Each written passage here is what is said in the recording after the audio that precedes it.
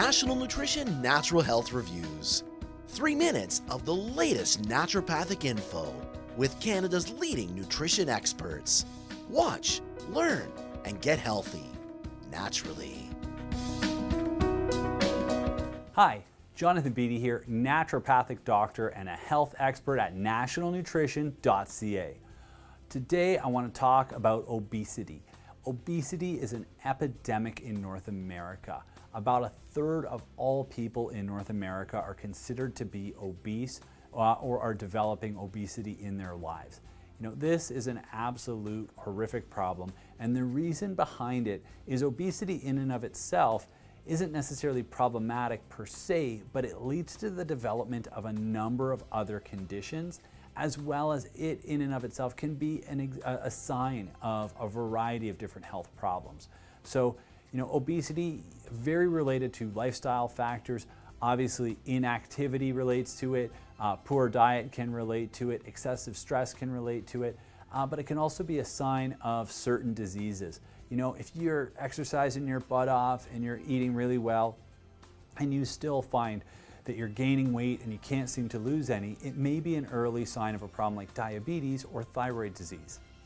An underactive thyroid will cause a slowing of the metabolic rate. That will cause you to gain weight, and it can be one of the early signs, long before a blood test will ever show the disease. It's this unexplained weight gain that is often a good sign of an underactive thyroid. So it is worth getting tested with your doctor. One of the easiest ways to tell if your thyroid may be a problem with obesity is taking your temperature first thing in the morning. You see, your thyroid runs your basal metabolic rate. That's basically how your body burns fuel. And if you think about it, if you turn down the thermostat, you reduce the amount of fuel burned by the furnace. This is going to cause fuel stores to build up, going to cause obesity. What it's also going to dictate, though, is that thermostat's turned down. So what's going to happen? The temperature is going to be lower. So if you have this chronic low body temperature, that's a real good sign that your thyroid is not behaving the way it should. And even prior to getting a diagnosis of hypothyroidism, you can do things to support your thyroid, such as increasing selenium and iodine intake, as these two nutrients are really important for the normal function of your thyroid.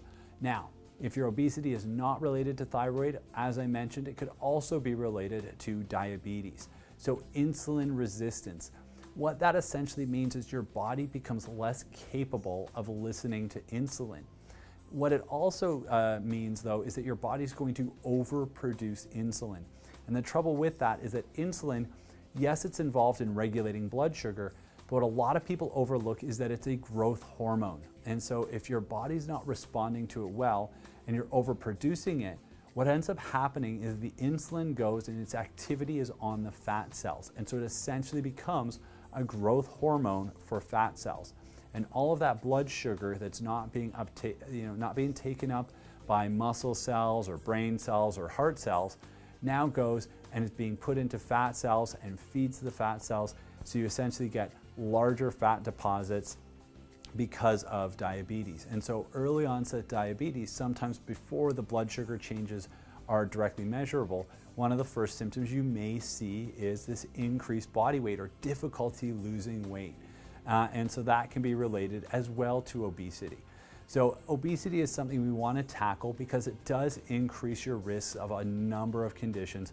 Primarily, the biggest one is cardiovascular disease. So being obese increases your risk of cardiovascular disease. And the reason we're concerned about that, cardiovascular disease is not a joking matter. It's what we always refer to as the silent killer. And so it's one of those things that, getting your weight under control is very important for living a long and healthy life. It's not about looks. I'm not talking about obesity out of vanity. The reason I look at it is it's a very good indicator of the overall body's health. So improving your diet can be very important. That does not mean calorie control. Oftentimes, calorie control does not lead to any type of sustainable weight loss. The reason it doesn't lead to sustainable weight loss is because your metabolic rate usually drops when you remove calories from the diet. So over time, you just burn fewer calories in your day anyway. And typically, as soon as you ingest any extra calories, you're going to start gaining weight even faster than before. And this is what often leads to the yo-yo dieting effect, where people do these very strict diets for short term. They might lose 10, 20, 30 pounds, but they'll typically gain back all that weight plus an additional 5, 10, 20 pounds because of that lowered metabolic rate. So this is why I'm not a big fan of caloric restriction. Instead, what I really look at is high nutrient density foods. What that means is eating a lot of foods that pack a lot of nutritional punch with very minimal caloric intake. So really focusing on a diet very rich in vegetables with a few fruits. If you consume animal products and meats, lean, well-raised meat, not necessarily lean cuts. I'm a big fan of actually healthy fats, and the reason behind that is consumption of healthy fats actually teaches your body to burn fat as a fuel and can help you to lose weight faster. So focusing on these really healthy raised animals. If we are what we eat. If you're eating meat that comes from an animal that's obese itself, don't be that surprised when it turns out you become obese too. We are what we eat. If you eat meat that comes out of a very healthy animal that was raised well, pastured, given an opportunity to run around, play in the fields, be happy, it can be healthy. Lo and behold, you're going to end up happy and healthy yourself. If you don't consume animal product, that's okay too. Again, make sure you sprout and ferment your beans and legumes as a good source of protein. And it makes the proteins in them more digestible, easier for your body to use. And that's a great way to pack a great nutritionally dense punch into your diet. And then additionally, activity. I always recommend exercise to my patients. Get out of breath at least 30 minutes every day.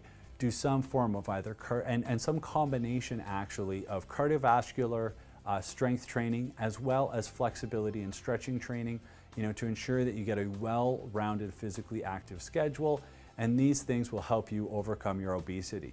So if you or someone has a little bit of extra weight that they want to lose, share this video with them, subscribe to more of our other YouTube videos, and if you have any questions or comments, please post them below. And as always, remember, knowledge is health.